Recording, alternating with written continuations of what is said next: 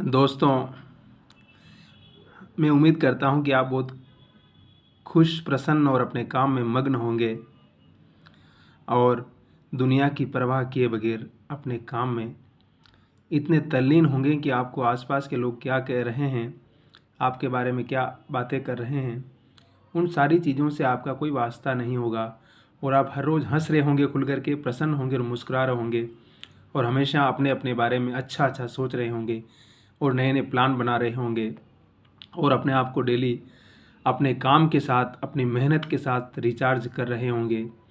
दुनिया क्या कहती है, क्या नहीं कहती है, उन सारी चीज़ों को भूल करके अपने लक्ष्य, अपने आप से मोहब्बत करते हुए उस पर हर दिन एक नई कोशिश, एक नया प्रयास, हर दिन एक कदम आगे बढ़ना और एक दिन कछुए की चाल से अपने लक्ष्य को प्राप्त करने के उस महान लक्ष्य की तरफ आप निरंतर बढ़ रहे होंगे। इन मनोकामनाओं और शुभ इच्छाओं के साथ हम कुछ बातचीत करना चाहते हैं कि किस प्रकार से जब भारतीय समाज में नवजागरण आता है, पुनर्जागरण आता है, ये शब्द तो आपने इतिहास पढ़ते हुए बार बार सुना ही होगा। और समाज में परिवर्तन के लिए नवजागरण, नई चेतना का आना बहुत ज़रूरी है, क्योंकि ब्रिटिशर्स के आने के बाद एक औपनिवेशिक चेतना, गुलामी की मानसिकता पूरे भारतवर्ष पर छाई। लेकिन अंग्रेज़ों के आने के बहुत सारे फ़ायदे भी हुए।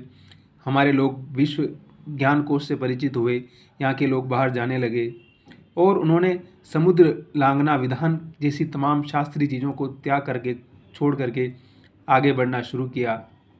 और उन्हें पता चला है कि सिर्फ ज्ञान की परंपरा हिंदुस्तान में ही नहीं है, इससे बाहर भी है। और भारत के बारे में बाहर की क्या धारणा है, ओरिएंटलिज्म जैसी किताब आती है सामने, है ना। और ओरिएंटलिज्म की क्या धारणा थी, जिसको कॉलोनियल सिस्टम ने, ब्रिटिश एम्पायर ने कैसे खड़ा किया था कि पूर्व हमेशा कमज़ोर है और इसको ज्ञान देने के लिए ईश्वर ने हमें खुद भेजा है। क्योंकि धर्म जब अपनी चेतना के साथ आता है तो वो ईश्वर को लेकर आता है, ताकि लोग ईश्वर के माध्यम से जब हम बात करते हैं तो लोग उस पर बहुत जल्दी बिलीव कर लेते हैं कि हाँ, ईश्वर का आदेश है। जैसे पहले वर्ण व्यवस्था के अनुसार के ब्राह्मण लोग कहते थे कि हम तो ईश्वर के प्रतिनिधित्व हैं और हमने ईश्वर हमें साक्षात ईश्वर ने भेजा है। तो इस प्रकार से ब्रिटिशर्स ने भी अपनी हुकूमत को पूरी दुनिया में फैलाने के लिए इस विचार को निरंतर आगे बढ़ाया। और ग्रामसी जैसे विद्वान, जो कि इटली के विचारक, चिंतक, थिंकर थे, उन्होंने कार्ल मार्क्स की तमाम बहुत सारी अवधारणाओं को फिर से रीडिफाइन करने की कोशिश की और उन्होंने कहा कि समाज की जो चेतना होती है वो धार्मिक और सांस्कृतिक चेतना के माध्यम से गतिशील होती है और उसकी बहुत बड़ी भूमिका होती है। और अगर आपको समाज में नवजागरण और चेतना पैदा करनी है तो आपको सिर्फ समाज की आर्थिक स्थिति ही नहीं बदलनी होगी, उसकी मनोवैज्ञानिक और उसकी सांस्कृतिक परंपराओं पर भी ध्यान देना होगा। उन्हें भी समझना होगा कि वे परंपराएं किस दिशा में बढ़ रही है। क्योंकि फ्रांस की क्रांति की भी बात करता है वो, बाकी तमाम क्रांतियाँ होती, लेकिन उन क्रांतियों का परिणाम क्या होता है, वो क्रांतियाँ कब तक चल पाती है। इसलिए रिफॉर्म और रिवोल्यूशन में बहुत फ़र्क है। अम्बेडकर रिफॉर्म की बात करते हैं बार बार, जो वाल्तेर जो बात पश्चिम में करता है। क्योंकि रिफॉर्म करने का मतलब है कि आप समाज को फिर से एक नए फॉर्मेट में लेके आ रहे हैं और उसके लिए ये कि उसके अंदर जो भी कमियां हैं, कमजोरियां हैं, उनको दूर करने के आपके पास तरीके हैं। चाहे एजुकेशन हो, चाहे कि बाकी तमाम चीज़ें, स्वास्थ्य की चीज़ें, उनको अपडेट करना है, उनके दिमाग को बदलना है, उनके अंदर जो वर्चस्व की जो धारणा है उनको खत्म करना और इक्वलिटी की धारणा पैदा करना। तो इस प्रकार के बहुत सारे विचार जब समाज में रिफॉर्म होने लगते हैं, और रिफॉर्म बहुत ज़रूरी है समाज में, क्योंकि जब तक भारतीय समाज में जो, इसलिए अम्बेडकर इसी बात को बार बार कहते हैं और कहते हैं कि मैं हिंदू धर्म का उद्धार करना चाहता हूँ। और उन्होंने हिंदू धर्म के बारे में इतनी सारी किताबें लिखी, उसका मतलब ही यही था। चाहे उन्होंने जाति व्यवस्था पर काम किया, अपनी पीएचडी की थी वहाँ से, फिर जातियों का खात्मा, रिडिल एनिलिज्म और कास्ट किसी किताब उनकी बहुत फेमस किताब है, जो जिसको भाषण के लिए उनको बुलाया था कि लाहौर में, लेकिन बाद में उन लोगों ने उनका भाषण कैंसिल कर दिया। क्यों? क्योंकि अम्बेडकर जैसा आदमी अगर उस सिस्टम पर बात करेगा तो कुछ महान लोग जो कि सोकोल्ड कहते हैं कि हम जाति को मानते नहीं, लेकिन जाति पर बात करने से वो नाराज़ हो जाते हैं, तो इसलिए अम्बेडकर साहब का भाषण कैंसिल कर दिया गया था। तो अम्बेडकर साहब ने तो अपने जीवन में बहुत सारे संघर्ष सहे और वो तो बचपन से ही संघर्षों का सामना करते हुए आगे बढ़े और उन्होंने अपने आप को शिक्षित किया, संगठित किया और संघर्ष का रास्ता चुना और अपने समाज को भी यही रास्ता बताया। और हिंदू धर्म की आलोचना, वो हिंदू धर्म के असल में विरोधी नहीं थे, वो हिंदू धर्म की समीक्षा करना चाहते थे कि इसके अंदर जो कमियां हैं उसको बदला जाए। वो किसी भी धर्म, किसी भी मानव सभ्यता के विकास के खिलाफ कभी नहीं थे वो। और हमारा सौभाग्य कि हमारे इस मुल्क में एक ऐसा इतना बड़ा चिंतक पैदा हुआ, हमें तो उनको पढ़ना चाहिए, उनके सिद्धांतों को फॉलो करने की आवश्यकता है। और अंत में अपने जीवन के आखिरी दिनों में इसलिए वो बौद्ध धर्म की तरफ चले जाते हैं। तो उनका कोई हिंदू धर्म के रिडिल्म के प्रति कोई विरोध नहीं था, बल्कि उनकी अवधारणा थी कि अगर दलित, जिसको आप अनटचेबल कहते हैं, उसको आप सम्मान से मनुष्य का दर्जा नहीं दे रहे हैं, तो फिर वो धर्म कैसा धर्म है। और उन्होंने इतना पढ़ने लिखने के बावजूद भी उन्होंने इतना विरोध सहा। उनको कमरा नहीं दिया गया बड़ौदा में, उनको पानी नहीं हाथ से पिलाया जाता था, इतना पढ़ा लिखा होकर के, इतना ज्ञान होने के बावजूद भी। तो फिर उनके मन में कहा कि कैसा धर्म है, कैसा समाज है। और वो सारी चीज़ें उनके चिंतन में बाद में आने लगती है। इसलिए वो कम्युनिस्टों के साथ भी इसलिए असहमत है कि उन्होंने कहा कि क्लास का सवाल नहीं मिलेगा, आपको कास्ट के प्रश्न को पहले आपको हल करना होगा। आप जब तक हिंदुस्तान में हैं और कास्ट के सवाल पर बात नहीं करेंगे, तब तक आप इस समस्या का कोई समाधान नहीं दे सकते, इसका सोल्यूशन आपके पास नहीं है। और आप आज़ादी के मूवमेंट में देखिए, इसलिए ब्रिटिशर्स को अच्छा मानते अपने लिए, क्योंकि ब्रिटिशर्स के माध्यम से उन्हें बहुत सारे रास्ते मिले, शिक्षा है, अधिकार है, तमाम चीज़ें मिली, इसलिए वो उसके प्रति अपनी निष्ठा जाहिर करते हैं। और वो आज़ादी से पहले अपने लोगों की आज़ादी की बात करते हैं बार बार।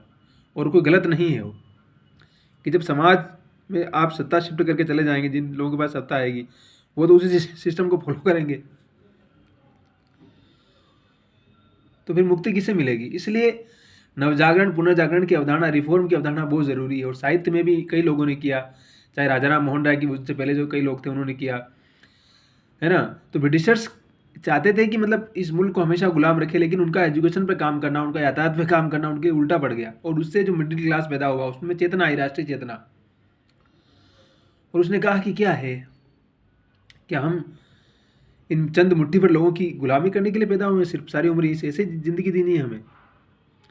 और फिर आज़ादी का पूरा मूवमेंट चलता है, फिर पूरा रिफॉर्म का मूवमेंट चलता है, पूरा भारत में बहुत सारी चीज़ें चलती है। लेकिन बंटवारा इस मुल्क का दुर्भाग्य था। जिन्ना जैसे लोगों ने इस देश को बांटा, और आज उस मुल्क की क्या स्थिति है, क्या दशा है, इससे आप अच्छी तरह से परिचित हैं। तो ये सब चीज़ें हमारे सामने हैं, और हम जितना अधिक पढ़ सकते हैं अम्बेडकर साहब को, उनके चिंतन को, उनकी अवधारणा को, उतना अधिक हम भारतीय समाज को समझ सकते हैं। और आज सबसे अधिक अगर फॉलोवर इस मुल्क में है तो उन्हीं अम्बेडकर साहब के ही हैं, हर वर्ग, हर जाति से।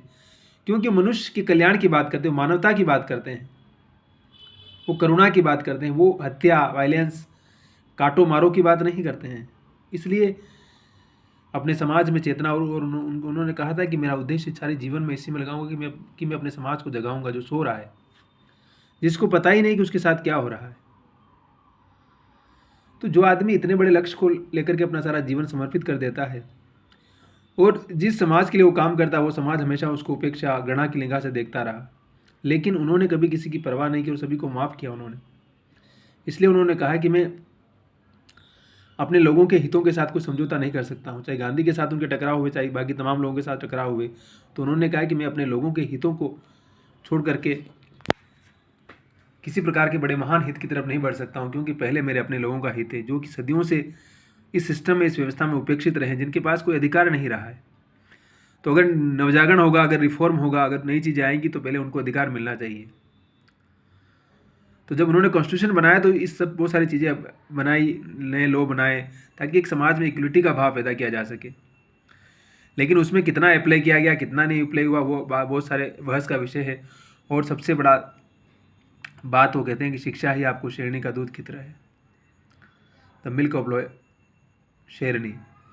और अगर आप ज्ञान से अपने आप को आप्लावित करते हैं, अपने आप को नॉलेज की दुनिया की महारत हासिल करते हैं, तो आप अपने आप को एक विजेता के रूप में प्रस्तुत कर सकते हैं। और जीवन में कुछ भी हो सकता है कि सिद्धांत को आप स्थापित कर सकते हैं, उस बात को कह सकते हैं। और वो सिद्धांत आपकी ज़िंदगी को बदल सकता है, आपके विचारों को बदल सकता है, आपकी सोच को बदल सकता है। इसलिए चलते रहिए, बढ़ते रहिए, मुस्कुराते रहिए और हंसते रहिए, और अपने काम को करते रहिए। और कुछ भी नामुमकिन नहीं है हमारे लिए। बस खुद पर विश्वास, भरोसा और उस यूनिवर्स के प्रति धन्यवाद ज्ञापित करके मैनिफेस्टेशन के सिद्धांत के साथ आगे बढ़ना ही हमारे जीवन का लक्ष्य है। और हमें अपने आप को निरंतर इम्प्रूवमेंट करने की आवश्यकता है और अपने लक्ष्य पर फोकस करना है और खुश रहना है और प्रसन्न रहना है। आबाद रहिए, जिंदाबाद रहिए और अपने काम में लगे रहिए और निरंतर कुछ न कुछ पढ़ते रहिए, सीखते रहिए और मुस्कुराना बहुत ज़रूरी है, मुस्कुराइए। यस।